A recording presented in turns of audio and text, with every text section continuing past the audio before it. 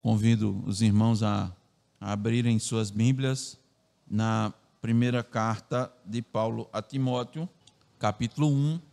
Nós vamos ler do versículo 18 ao versículo 20 e, com a graça de Deus, concluir a exposição do primeiro capítulo desta carta. Diz a inerrante palavra de Deus: Este é o dever de que te encarrego, ó filho Timóteo, segundo as profecias de que antecipadamente foste objeto.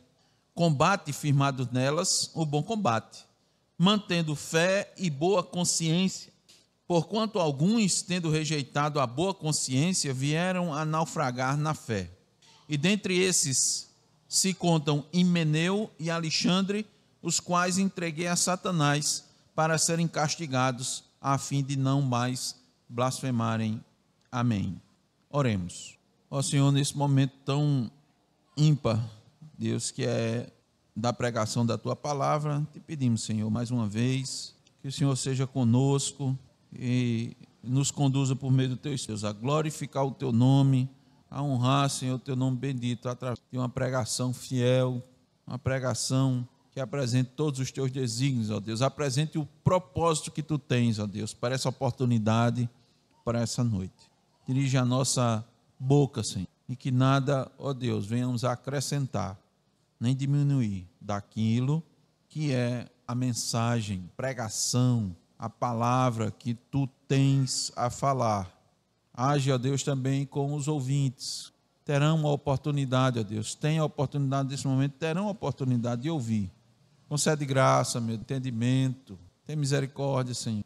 Quantos, ó Deus, não caminham, não andam segundo seus próprios entendimentos, ó Deus, e dando ouvidos a falsos ensinamentos. Concede-lhes, ó, o entendimento devido e necessário do Teu querer, da Tua vontade, para que sejam libertos, ó Deus, de homens maus, que têm suas mentes cauterizadas, que se acham mestres da lei, quando na verdade, ó Deus, são falsos profetas. Atenta, ó Deus, de modo especial para a igreja local.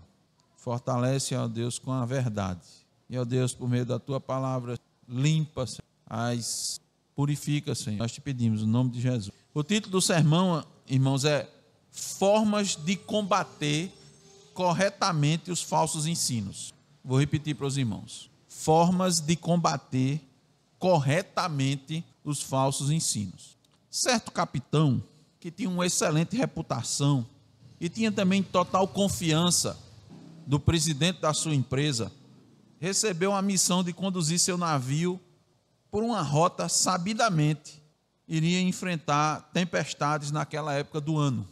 Havia áreas em que os fortes ventos formavam bravas ondas que, se a embarcação não fosse manobrada com perícia, certamente ela iria naufragar. Então, para poder passar por essa região, toda a população, toda a tripulação precisava seguir à risca as ordens do capitão, que, conhecedor da área, já muito experiente, traçou a melhor rota, definiu os procedimentos adequados para superar esse momento difícil, mas necessário, visto que aquela viagem não poderia ser adiada para outra data. O capitão, então, precisava ter equilíbrio, muito domínio próprio, determinação e confiança na rota e nos procedimentos que ele definiu, mas ele usou as cartas de navegação corretas, ele estudou, só que ele contava ainda com um fator agravante. Na sua tripulação havia pessoas com história de insubordinação.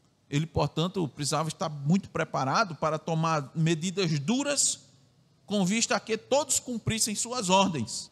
Caso ele não agisse dessa maneira, as chances eram praticamente nulas de conseguir chegar ao seu destino com segurança. E não só chegar, mas corria o risco também de todos naufragarem. Essa cena, irmãos, procura ilustrar a missão que Paulo deu a Timóteo em Éfeso. Paulo, um apóstolo, confiou uma grande responsabilidade a alguém da sua mais alta confiança, a quem ele chama inclusive de meu filho. A missão de Timóteo era organizar bem a igreja, para que ela pudesse, como a arca de Noé, passar ilesa pelo dilúvio, cortar as águas do dilúvio sem naufragar. Mas nessa missão, Timóteo também precisava combater os insubordinados, os falsos mestres, que estavam ensinando erradamente a lei de Deus e ainda se ocupavam com fábulas e genealogia. No texto que nós lemos, irmãos, Paulo não apenas lembrou a Timóteo sua missão. Voltemos novamente aí para o versículo 18, rapidamente. Este é o dever de que te encarrego, ó filho Timóteo.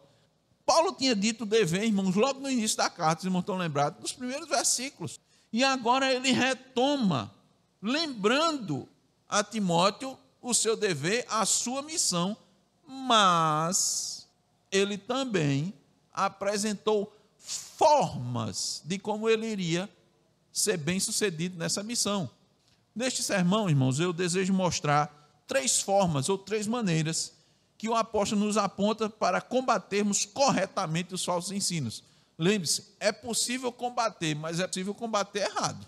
O capitão, nessa missão que nós colocamos para os irmãos, ele poderia dirigir e conduzir e traçar uma rota, mas poderia traçar uma rota errada e certamente iria naufragar.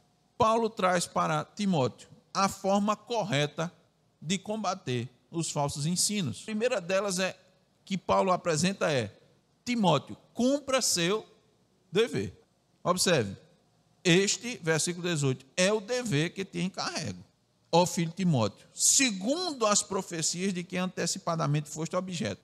Combate, firmado nelas, o bom, para que Timóteo cumprisse sua missão com êxito, com louvor. Ele precisava cumprir à risca todas as responsabilidades que foram lhe dadas. Os irmãos devem lembrar que Timóteo era um jovem, considerado bem jovem para aquela época, para a empreitada, para essa missão que foi concedida. E isso, irmãos, poderia lhe trazer sérios problemas. Então ele tinha que estar muito atento para cumprir com o seu dever. Os irmãos devem lembrar que nas exposições anteriores, Paulo tinha uma preocupação com Timóteo, Ele, como tinha enviado Timóteo, ele mandou ele ter cuidado. Uma das primeiras coisas que ele disse, juventude, Paulo disse, ninguém despreze a tua, Timóteo, para cumprir o seu dever, você precisa ser um obreiro aprovado. Timóteo, seja o exemplo dos fiéis na palavra, no trato, no procedimento. Timóteo, cuide da sua saúde.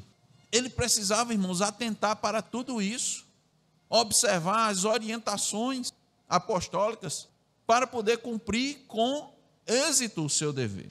Calvino diz que era dever de Timóteo não se entregar à preguiça, não se entregar à inatividade. Paulo também diz para ele, o exercício físico para pouco é proveitoso, mas a piedade para tudo. Cuidado, Timóteo, preste alegre obediência à providência de Deus. E nós sabemos, irmãos, que essa carta não era só para Timóteo, mas para toda a igreja de Éfeso. Por isso que Paulo, nas suas palavras anteriores, armou Timóteo com autoridade. Paulo disse, eu sou apóstolo da parte de Deus e Cristo Jesus, e eu estou te enviando, tu vais com a minha autoridade. Esse jovem pastor era um delegado apostólico, estava a serviço de alguém que não se fez apóstolo, mas foi pela graça de Deus chamado para isso. Nós vimos isso, considerado fiel pela graça. Seu apostolado não deveria ser menos estimado pelos homens, muito menos o seu enviado. E Paulo ainda diz, Timóteo, você foi alvo de profecias, atente para o seu dever. Se você não atentar para o seu dever, você não vai cumprir com a sua missão de forma adequada. Ele está dizendo isso, você foi alvo de profecia, seu ministério foi aprovado por Deus, seu chamado ficou evidente a todos, você obteve o voto e o reconhecimento das pessoas da igreja dos homens. Eu quero explicar aqui, irmãos, essa expressão profecias. Quando Paulo usa profecias no plural, ele está muito provavelmente indicando que não apenas ele, mas outras pessoas testificaram o chamado de... Por que nós dizemos isso? Porque Timóteo estava manifestando na sua vida os dons dados por Deus. E por isso líderes e outros da igreja confirmaram isso. Como veio essa confirmação? Deram a Timóteo todo o encorajamento necessário, deram todo o estímulo, falaram dos seus deveres, não esconderam as dificuldades da mesma maneira que ocorreu com o apóstolo Paulo. Você pode ver isso em Atos 9, 15, 16, Atos 22, 14, 15 e 21, a respeito do apóstolo Paulo. Ouçam, irmãos, eu sei que os irmãos já sabem, mas nunca é demais. Profecias não significam apenas prever ou predizer o futuro. Eu sugiro aos irmãos fazerem um exercício.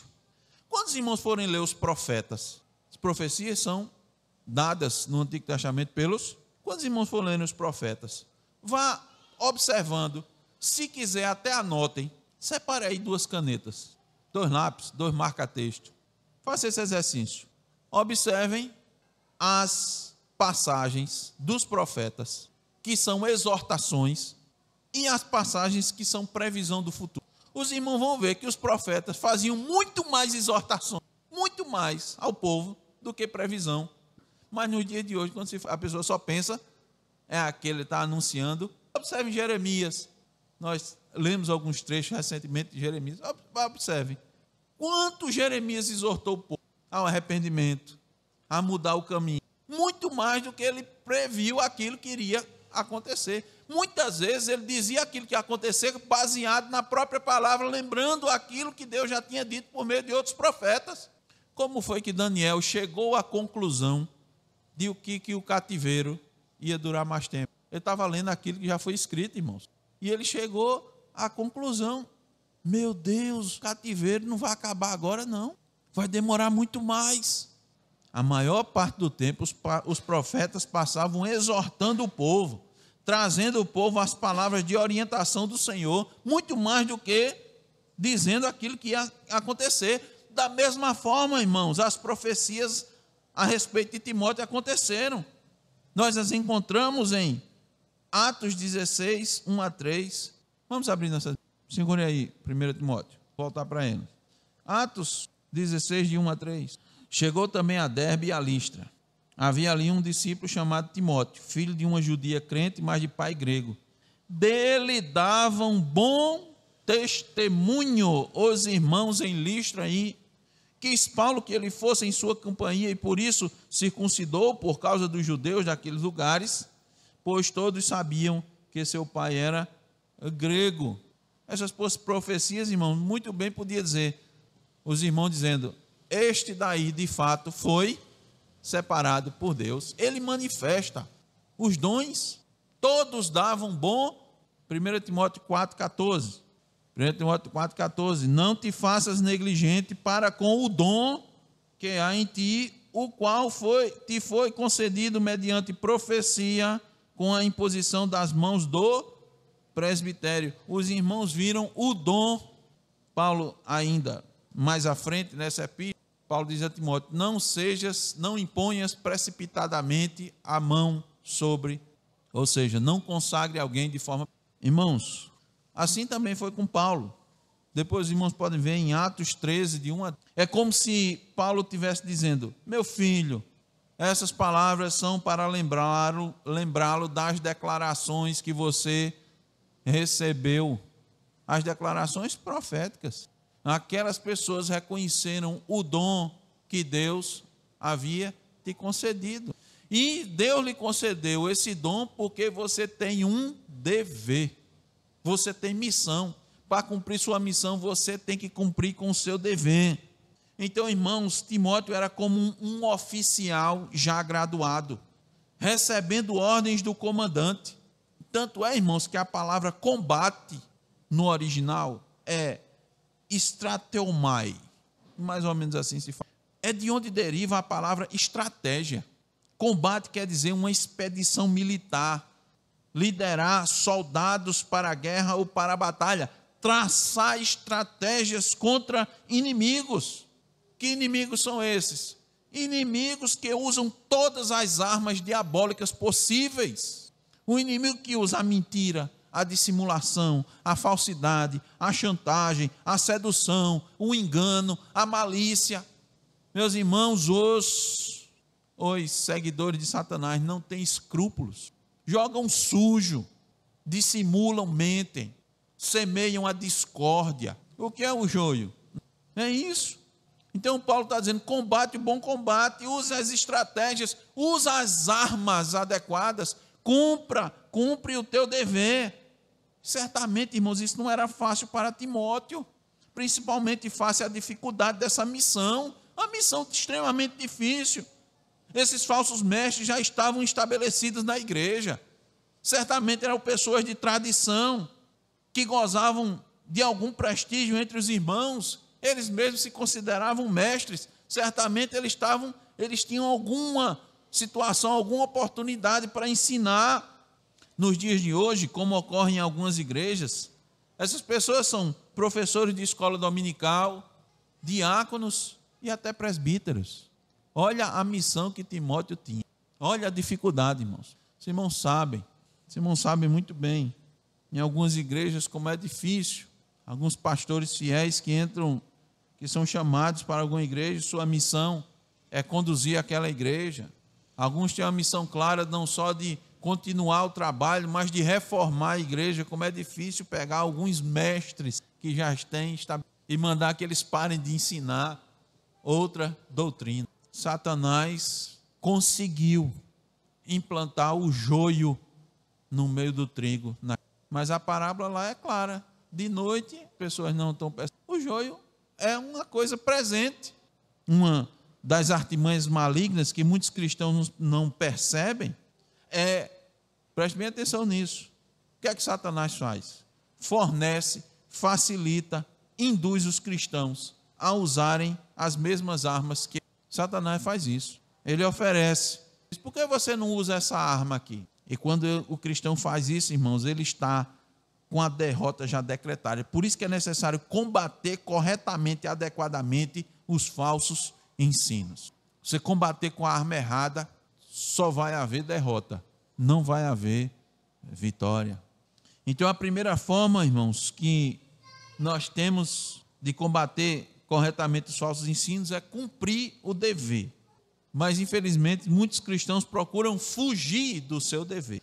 Muitos pensam que esse combate não é seu, é sempre do outro.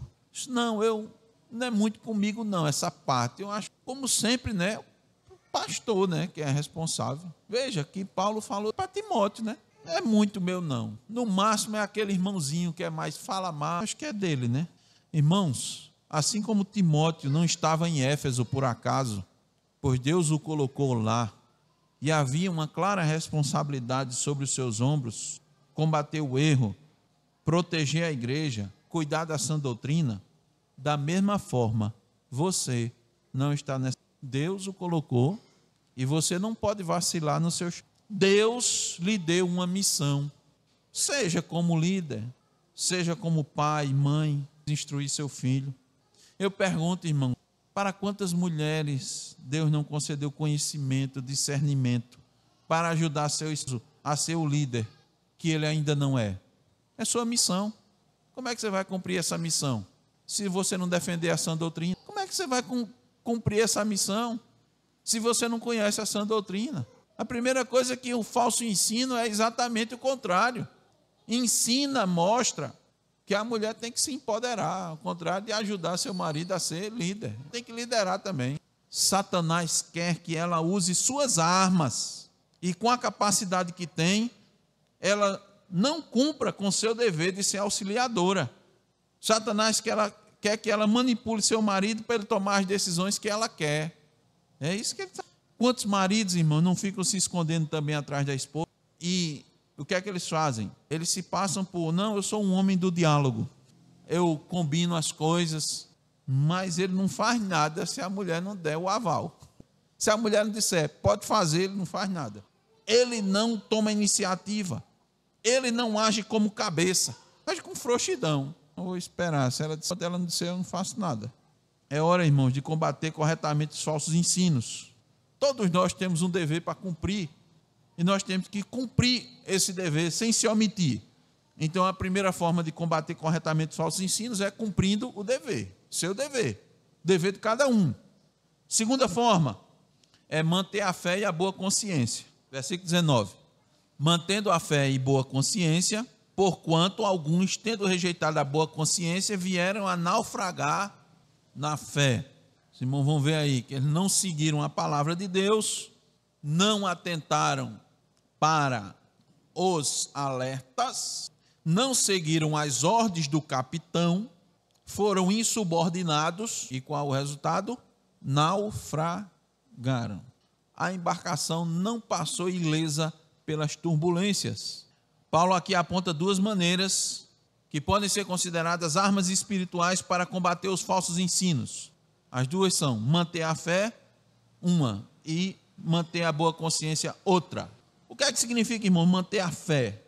O sentido é segurar com firmeza, conservar aquilo que se crê, conservar a sã doutrina, persistir na fé, ficar apegado a ela, que é a verdade do verdadeiro evangelho.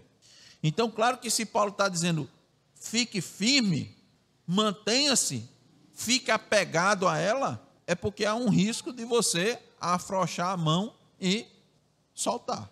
E aqui, irmãos, mais uma vez temos a clara proposta de conservar.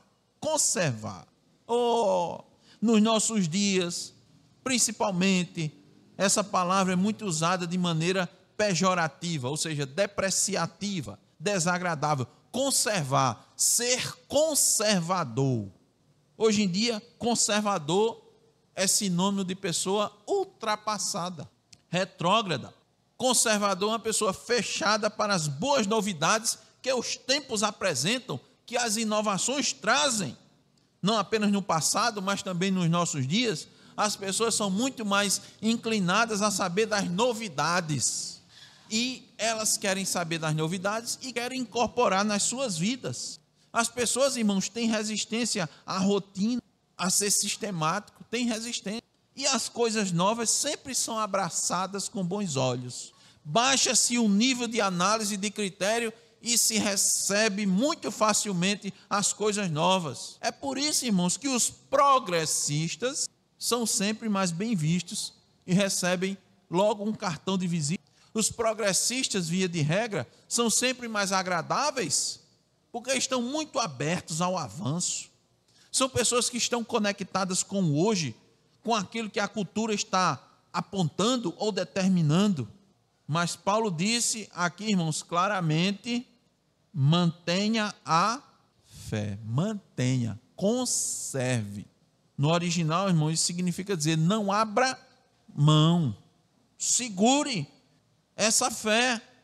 Então, irmãos, em resumo, o conservador diz, nada se acrescenta à fé dos apóstolos. Nada se acrescenta àquilo que foi deixado por Jesus Cristo. O conservador diz, a palavra de Deus não deve ser moldada ou adequada às circunstâncias da sociedade, aos seus costumes, à moda, à sua cultura. Os progressistas, por outro lado, dizem, nós não podemos ignorar as mudanças da sociedade. Olhe para Cristo, ele foi um revolucionário na sua época, progressista. Cristo quebrou os tabus. Veja, ele falou com a mulher samaritana. Olha, não foi? Jesus foi progressista. Nós precisamos adaptar a linguagem, os costumes daquela época. Naquela época havia sim valores, bons valores ao mundo atual. Olhando a Bíblia, nós precisamos entender a Bíblia à luz da nossa realidade. E se a gente entender a Bíblia à luz da nossa realidade, a Bíblia vai continuar sempre atual e relevante para as pessoas. Esse é o canto da sereia dos progressistas. É muito melhor, irmãos. Essa fala, esse posicionamento é muito mais agradável. Hoje em dia, os progressistas são também chamados de liberais. Mas o que é que Paulo disse, irmãos? Vocês devem ser conservadores, mantendo a fé. Mantenham a essência do Evangelho. Não se envergonhem do Evangelho, que é o poder de Deus para a salvação de todo aquele que crê. Primeiro do judeu e também do grego, Romanos 1,16. Aí veja, além de manter a fé, que é manter aquilo que é a fé dos apóstolos, aquilo que Timóteo aprendeu da sua mãe e da sua avó, mantém essa fé. Ele devia também manter a boa consciência. O que é a boa consciência, irmãos? É a voz de Deus falando ao nosso espírito. Certa feita, um pregador disse que a consciência é a caixa de ressonância da voz de Deus. Os falsos mestres, por exemplo, tomavam atitudes para tentar abafar, diminuir a consciência, porque ela lhes acusava. Daí Paulo dizer, porque quando os gentios que não têm lei fazem naturalmente as coisas que são da lei, não tendo eles lei, para si mesmos são lei, os quais mostram a obra da lei escrita em seus corações, testificando juntamente a sua consciência e os seus pensamentos, quer acusando-os, quer defendendo-os. Romanos 2, Paulo diz, há duas maneiras certas de combater os falsos ensinos. Uma fé firme nas verdades do Evangelho e uma consciência limpa diante de Deus e dos homens. Quando uma dessas falha, o naufrágio é certo. Olha aí, versículo 19, novamente, 1 Timóteo 1. Mantendo fé e boa consciência, porque alguns, tendo rejeitado a boa consciência, vieram a naufragar. Os irmãos lembram da ilustração do capitão conduzindo o navio? Ele precisava conduzir a embarcação, mantendo o plano que foi, com confiança, sem titubear, sem ter dúvidas, conforme a Escritura. Para Hendrickson, a boa consciência, aquela que obedece aos ditames da palavra, na forma em que o Espírito aplica ao coração, é o timão que guia o navio, a nave do crente, rumo ao porto seguro do descanso eterno. Muitas pessoas, irmãos, simplesmente ignoram os sinais da boa consciência. A lei de Deus escrita nos seus corações, conforme lemos em Romanos 2. E o resultado é o naufrágio. Por isso que muitos até começam bem a caminhada cristã, mas não mantêm a fé. Dão os primeiros passos, dão os passos subsequentes, com base na doutrina dos apóstolos, mas com o tempo, ao enfrentar determinada oposição, ao enfrentar situações difíceis, começam a ceder, abrem mão. Eles não mantêm a fé, eles abrem mão. Deixam de olhar para Cristo, para os profetas, para os apóstolos, para o que eles ensinaram e passam a olhar para as pessoas. Seu referencial deixa de ser teocêntrico para ser antropocêntrico, ou seja, seu referencial deixa de ser Deus para ser o homem, a sua situação. Abrem mão da sã doutrina, afrouxam as mãos, deixam de segurar firme. E aí depois o outro passo é negligenciar a consciência, a voz de Deus ressoando nas suas mentes, apontando que algo está errado. Então, irmãos, é preciso ter muito cuidado com aquilo que a gente permite entrar na mente, quando a gente vai abrindo mão. Tem determinadas coisas que você não pode abrir mão de jeito nenhum. Não há negociação. Vamos chamar para a mesa para negociar. Qual é a pauta? Se nós vamos negociar a fé dos apóstolos, esqueça. Nós vamos negociar a Trindade, esqueça. O senhorio de Cristo, não há negócio. Doutrinas fundamentais da fé cristã, nós não negociamos, nós não abrimos mão. Você é intransigente. Não, só estou mantendo a fé. A Bíblia diz para manter a fé, meu querido. A fé dos apóstolos. Então eu pergunto, como está a sua consciência diante de Deus hoje? Está tranquila? Será que seu coração não está lhe enganando? Suas ações podem ser aprovadas de modo que sua consciência não lhe acusa? Porque alguns, tendo rejeitado a boa consciência, vieram a naufragar na fé. Quais formas Paulo mostrou para Timóteo combater corretamente falsos ensinos? Primeiro, cumprir seu dever. Segundo, manter a fé e a boa consciência. Terceiro e último, aplicar disciplina. Versículo 20. E dentre esses se contam Himeneu e os quais entreguei a Satanás para serem castigados, a fim de não mais. Apesar, irmãos, da disciplina ser uma das marcas de uma igreja verdadeira, ela é pouquíssimo aplicada nos nossos dias. Por que isso acontece? Porque as igrejas têm ignorado a forma correta de proceder, têm adotado suas próprias concepções, suas próprias ideias. Não é coincidência que o objetivo principal de Paulo nessa carta é deixar Timóteo ciente de como se deve proceder na casa de Deus, que é a igreja do Deus vivo, coluna e baluarte da verdade, 1 Timóteo 3,15. Em se tratando de falsos ensinos, em caso de não arrependimento, uma das formas de combatê-lo é por meio da disciplina. O entendimento geral, irmão, nas igrejas é que a disciplina é algo muito duro e que, apesar de existir na Bíblia, deve ser evitada, porque é praticamente uma manifestação da falta de amor. Mas o que acontece é exatamente o contrário, porque o sentido maior da disciplina é corrigir, com o propósito de ensinar e restaurar, não é punir. A disciplina bíblica não é de punição, mas de correção, de restauração. Himeneu e Alexandre, irmãos, queriam ser mestres da lei, mas estavam ensinando algo contrário à lei de Deus, contrário ao ensino dos apóstolos e dos profetas. Paulo nos diz lá em 2 Timóteo 2, 17 e 18, que Himeneu ensinava que a ressurreição havia passado, pervertendo a fé de alguns. Himeneu e Alexandre, líderes dos hereges, muito provavelmente citados aqui por Paulo, estavam causando talvez o maior mal à igreja, que é deturpar a verdade e ensiná-la. O maior mal que se pode fazer à igreja é introduzir falsos ensinos e desencaminhar as pessoas da verdade. Então, ao invés deles fortalecerem os irmãos na obediência da lei, eles se especializaram em mitos e histórias fantásticas acerca de... Estavam obstinados, não manifestaram qualquer tipo de arrependimento, mudança de rumo, não se arrependeram da sua insubordinação frente ao capitão do navio. Paulo menciona essas duas pessoas a Timóteo porque conhecia bem essa questão do navio. Os irmãos estão lembrados de Jonas. Qual era o motivo?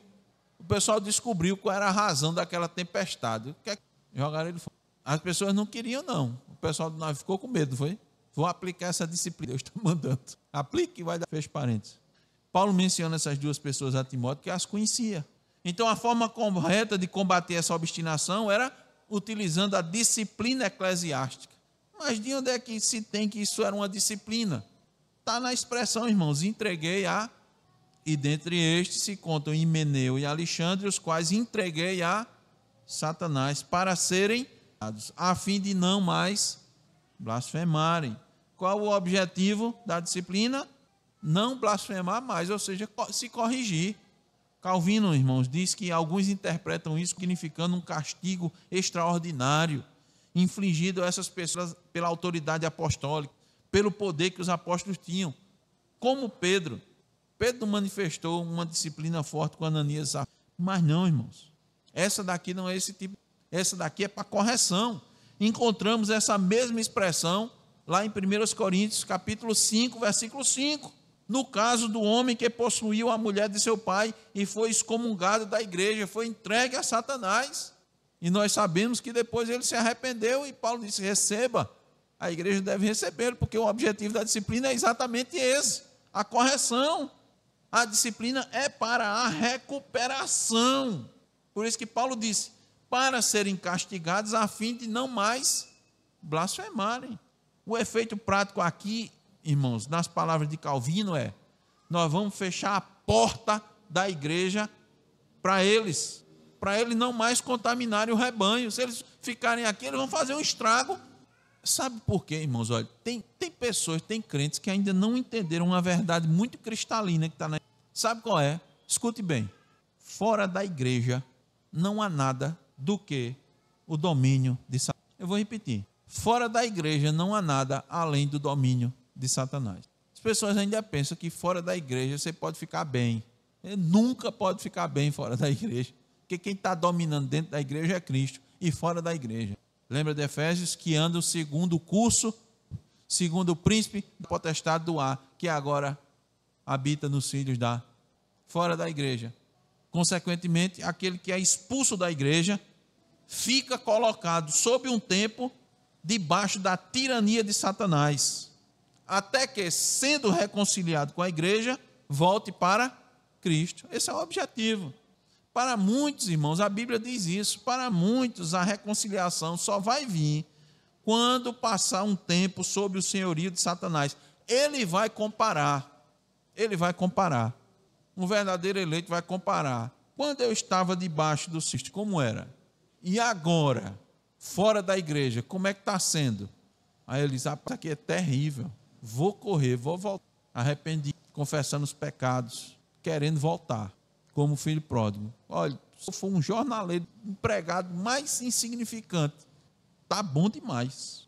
Agora, a disciplina, irmão, nunca foi nunca é, nem nunca vai ser uma atitude, principalmente nos nossos dias, onde se prega hoje em dia a tolerância, a compreensão. Então, acho que era muito para o Antigo. No Novo Testamento, a disciplina é absolutamente necessária para preservar a igreja.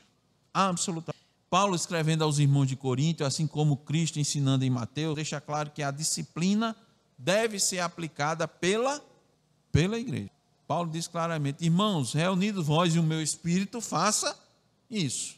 Faça isso. Por quê? Porque é necessário. Porque vai ser bom para a pessoa. Olhe, vai ser bom para... Assim como é bom para uma criança, quando ela está obstinada, ser disciplinada pelos... É bom deixar ela na obstinação. É bom deixar a criança na rebeldia. É bom deixar uma criança na desobediência. Qual é o remédio? Disciplina, correção. Em algumas situações, com a vara. Que a Bíblia diz, a criança entregue a si mesma vai ser uma desgraça para ela mesma e para a sociedade, para ela e para a sua família, para ela e para todo mundo. Alguém que está na igreja, irmãos, ensinando falsos ensinamentos, ele tem que ser exortado, e se ele não se arrepender, tem que ser disciplinado, excomungado, tem que sair da igreja, mas com o objetivo de recuperação, viu? De recuperação. Eu pergunto, você tem coragem, irmão, de aplicar a disciplina para proteger? Disciplina é para ser aplicada pela igreja. Viu? Todo mundo pensa que é o pastor que é para aplicar. Leia Mateus 18, para você. Leia 1 Coríntios 5. Quem é que está aplicando a disciplina? Timóteo está sendo orientado para fazer o quê? Aplicar a disciplina na igreja. Mas Paulo não falou para ele, irmão? Foi. Mas falou para ele ensinar a igreja como proceder na casa de Deus, não é assim? Você está preparado para lidar com firmeza, sem ignorar o erro? O irmão que apresenta comportamento herege, mas agir com amor, está preparado? Ignorar o erro é permitir que o erro se espalhe. Precisamos, irmãos, agir com firmeza e com amor, amando principalmente a igreja. Em vez de tolerância passiva, a igreja deve praticar a correção bíblica com graça. Concluindo, irmãos, para que a igreja, como um navio, passe ilesa pela tempestade causada pelos falsos ensinos, é preciso o bom combate. É preciso o combate correto, com as estratégias corretas, conforme Deus nos ensina na sua palavra. A tempestade dos falsos ensinos não é novidade. A tempestade dos falsos ensinos sopra em todos os tempos.